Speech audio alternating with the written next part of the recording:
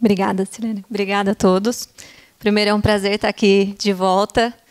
Já como a Silene bem me apresentou, eu tenho 19 anos ou mais de setor.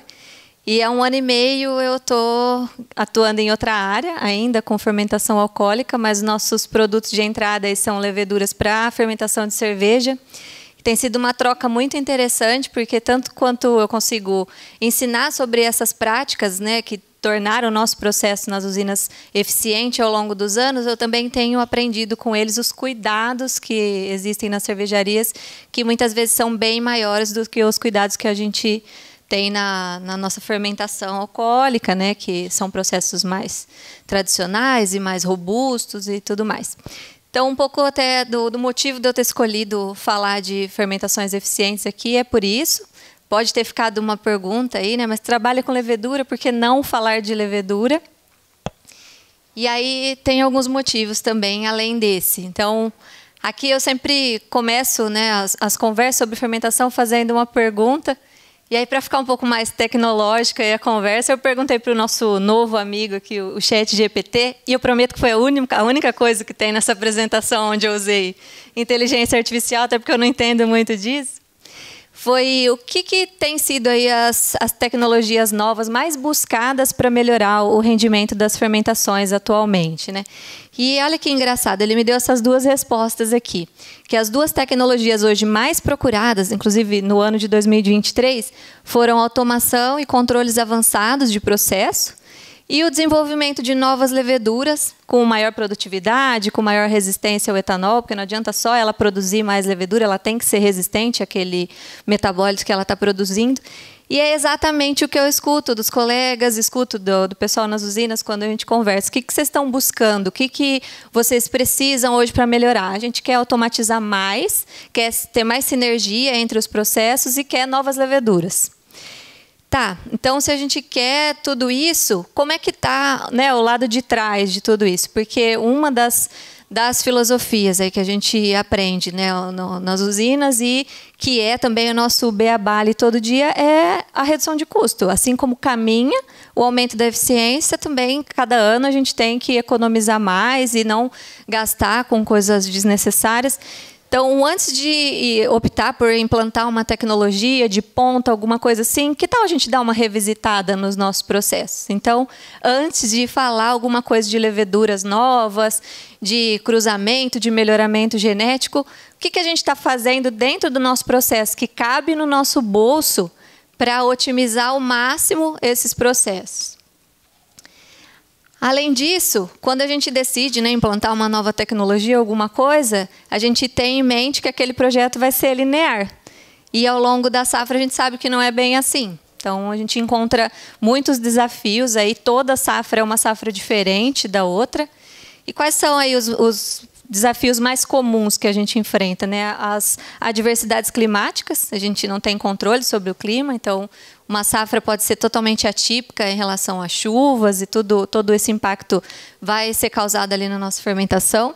A qualidade da nossa colheita também, dependendo do que está sendo buscado ali, o que são os indicadores da agrícola. E aqui eu aproveito para chamar atenção para isso também, para a gente não individualizar tanto as áreas precisam conversar mais. Então, os indicadores eles têm que ser pensados no rendimento global da unidade, né? Então, não é trazer mais, diminuir o desponte porque eu trago mais carga, né? Eu também tenho que pensar no impacto que isso vai causar lá dentro da indústria. Então, o que causa quando eu trago mais matéria, né, orgânica ali, que não é cana para dentro da usina? Eu tenho mais recirculação de massa no cozimento, eu tenho mais compostos fenólicos sendo formados ali, tudo isso vai refletir lá na nossa fermentação. Então, tudo isso também precisa caminhar junto. E, por último, o mix de produção, que também não está sob o nosso controle. Então, o mercado dita o mix de produção, para onde a gente vai olhar durante essa safra. Então, se vai ser mais açucareira, vai esgotar mais ainda. Esses açúcares eles vão chegar na destilaria com um pouco menos de recurso ali para a gente trabalhar. Então, safras mais alcooleiras, a gente tem rendimentos aí muitas vezes melhores. Então, tudo isso vai impactar antes mesmo da gente pensar em tecnologia. Tudo isso está no nosso dia a dia ali. As análises, então, né, os nossos controles aí do dia a dia. A gente perdeu muitas análises ao longo do caminho, os processos de laboratório estão sendo otimizados, cada vez mais a gente está caminhando para isso aqui. O laboratório de PCTS, claro, é o nome dele, ele faz pagamento de cana mesmo, ele foi criado para isso, mas a gente fazia um volume de análises muito maiores no passado que estão deixando de ser feitas. E o que essas análises estão deixando de mostrar para a gente? A qualidade dessa cana que está entrando. E às vezes a gente pensa, mas a cana, até ela chegar na fermentação, minha matéria-prima na fermentação não é cana, é mel, é mosto. Tá, mas e o que você está perdendo também antes de chegar e esse impacto invisível, né? Invisível porque a gente não está enxergando mais a hora que essa cana transformada chegar na fermentação. Da mesma forma, o laboratório industrial. Então, a gente melhorando, aprimorando as análises para cada vez mais ter essa noção real da quantificação dos açúcares, mas com foco também na produção de açúcar.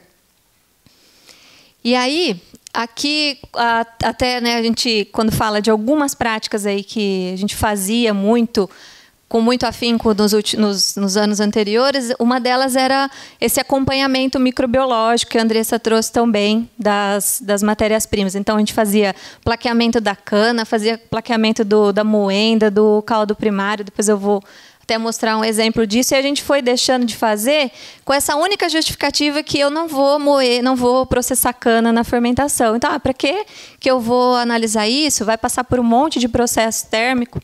E aí eu trouxe alguns exemplos aqui para a gente entender por que eu precisaria monitorar sim essa cana.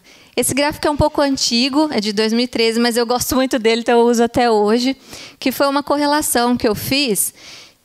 A gente queria muito entender nessa unidade aqui por onde que entravam, né? Qual que era a porta de entrada das leveduras selvagens ali, muito floculantes na época, que atrapalhava bastante o nosso processo. E a gente então começou um trabalho intenso para entender onde estava a porta de entrada dessas leveduras. E nós fazíamos a carotipagem mensalmente. Então, em abril, a gente tinha começado a safra com 100% de leveduras selecionadas. Esse aqui é o resultado de uma carotipagem. Em maio, a gente já tinha a entrada aqui de quase 20% de leveduras selvagens. De junho em diante, essas leveduras tomaram conta do processo. De agosto para frente, eu não precisei mais nem fazer carotipagem, porque o resultado ia ser o mesmo. E aí a gente foi trabalhando esses números, então não é só olhar para trás, fiz a carotipagem, já entrou a selvagem, já foi. Não, a gente tem um trabalho analítico também. Estou fazendo essa análise, eu tenho que fazer alguma coisa com esses números. Então a gente fez esse tratamento estatístico aqui, bem simples, mas para correlacionar com vários fatores para tentar entender o que tinha acontecido. E justamente no mês de maio, era um mês de muita chuva nessa região. Então, a gente teve o maior período de chuva do mês de maio, do ano foi no mês de maio. E coincidiu aqui com a entrada dessas leveduras. E aí elas já entraram e daí para frente elas foram dominando o processo. Legal, então eu já sei por onde que elas estão entrando. O que eu vou fazer para controlar melhor isso, né?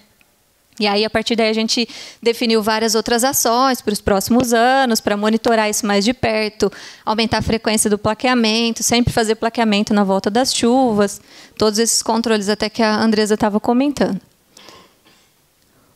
Um desses controles, dessas barreiras de entrada, né, é a temperatura do caldo que vai para o decantador de álcool, por exemplo. E aí, esses números aqui já são mais recentes, devem ter 3, 4 anos. Então, um acompanhamento, um monitoramento de perto da temperatura do caldo para etanol. Então, a gente vê aqui, isso aqui é um trabalho manual, que dá para ser feito, depende, já trabalhei em unidade que era muito automatizada, já trabalhei em unidade que era totalmente manual. Então, a gente implanta os programas de acordo com a realidade da unidade. Então, nessa unidade, como não tinha a automação, a gente deixava esse formulário no COI e o operador ia marcando. Ele marca 1 hora? Não, ele marca 1 vez por hora. Então, são 24 registros por dia. No final da safra, a gente tinha um total de 3.504 medições, com 184 desvios de temperatura. Isso em período normal, sem ser volta de parada, em operação. 5% de desvios de temperatura de caldo.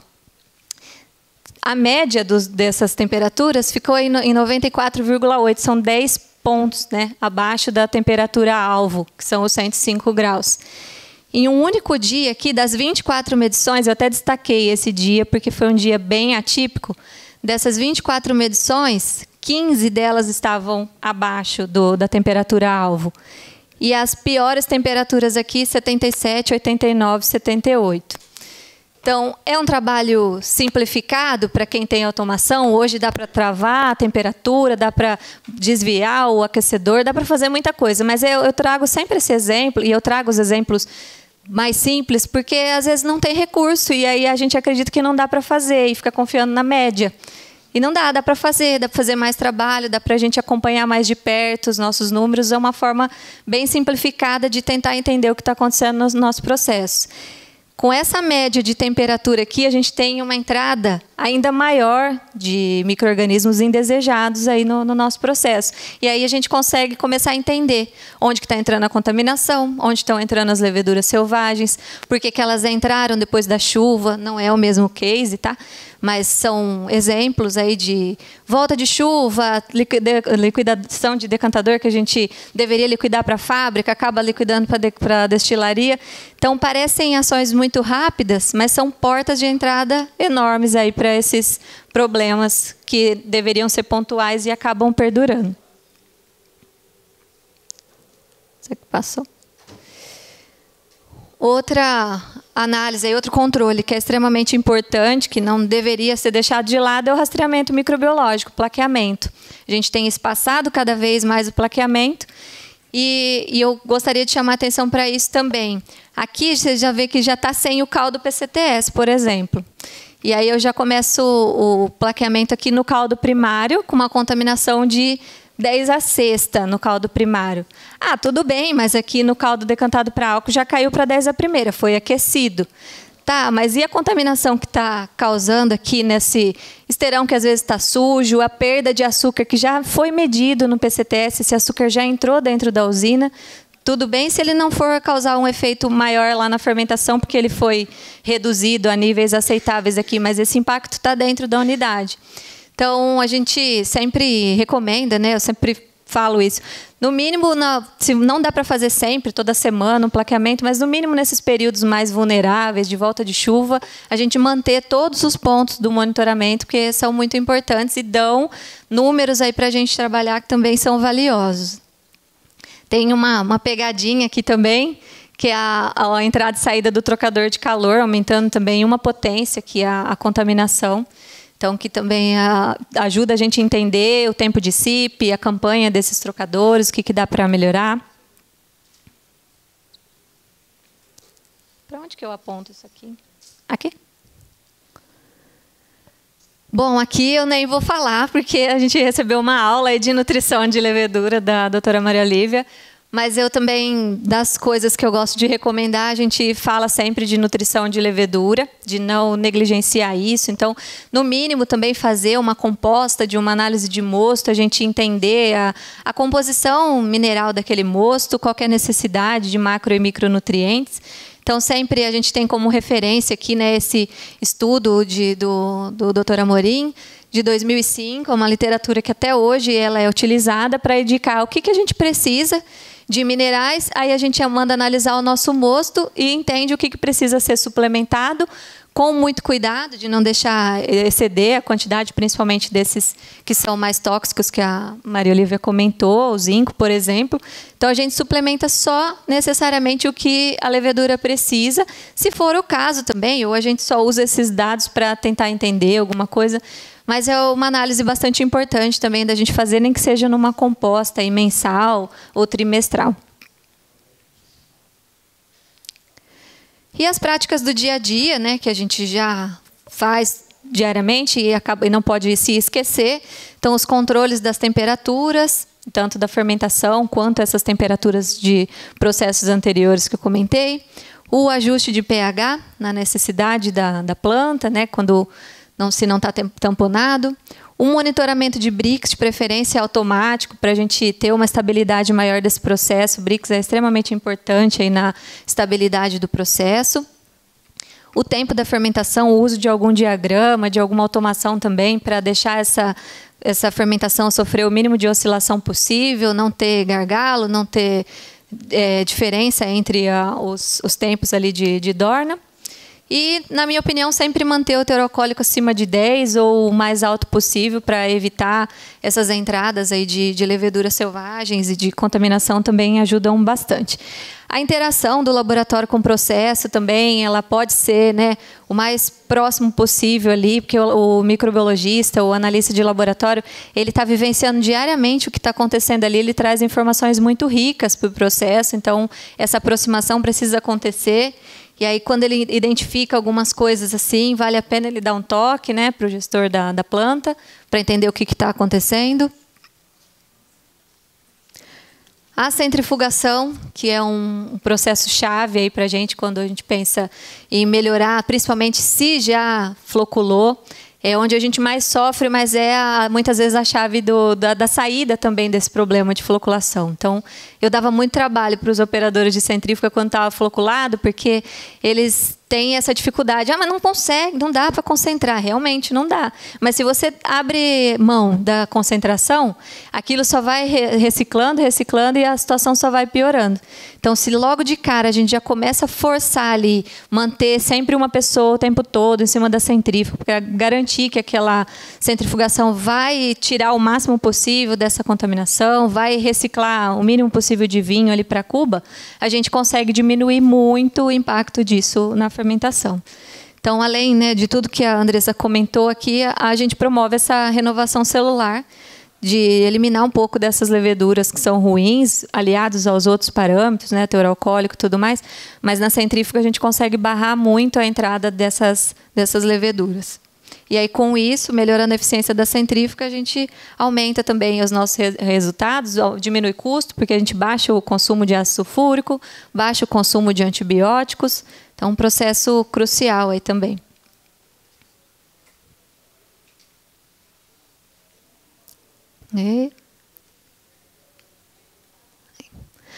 Aí sim, aí a gente fez toda essa nossa lição de casa, olhou com cuidado para todos os processos, implantou, né, programas onde não tinha, parâmetros novos, que a gente consegue tirar, né, o máximo proveito dos processos sem agregar muitos custos. Aí o próximo passo realmente é a gente pensar em novas tecnologias, pensar em novas leveduras. Acredito que tenha sido bastante proveitoso hoje a palestra falando de leveduras, inclusive nesse sentido de ganho, né, dessa busca constante por maiores ganhos, porque realmente quando você já chegou num patamar de melhoria de processo, aí a gente tem que buscar mais oportunidades. E aí as novas tecnologias ajudam muito. Então, aí a gente vê muito avanço na biotecnologia, né, desenvolvimento de novas linhagens de levedura, com tolerância a estresses e maior capacidade de produção de etanol também. A integração dos processos usando os controles avançados, essa sinergia entre os processos ajudando muito a diminuir esses impactos das outras áreas e também trazendo essa integração para conversar mais com os outros processos que são simultâneos. A digitalização e inteligência artificial, o uso desses dados em tempo real com algoritmos avançados para melhoria de processo. E, por último, aí, não menos importante, a sustentabilidade e economia circular. Então, novas tecnologias também têm sido estudadas para o que fazer para dar mais destino do que já tem para os nossos resíduos. Então, a gente já tem etanol de segunda geração, já tem agora terceira geração, né, com o tratamento que o pessoal dá para esses resíduos, para eles virarem produto cada vez mais com maior valor agregado. E tudo isso traz um impacto muito grande na sustentabilidade e na lucratividade das empresas também. Então, a gente fecha o ciclo aí quando tudo já está caminhando bem, aí vem mais coisas aí para agregar mais valor aos nossos processos. Tá bom? É uma apresentação bem rápida também, para lembrar um pouquinho desses controles. E é um prazer estar aqui. Eu gostaria de agradecer também a oportunidade de estar com essas mulheres incríveis aí, com todos vocês. E obrigada, e a gente fica à disposição depois para as dúvidas.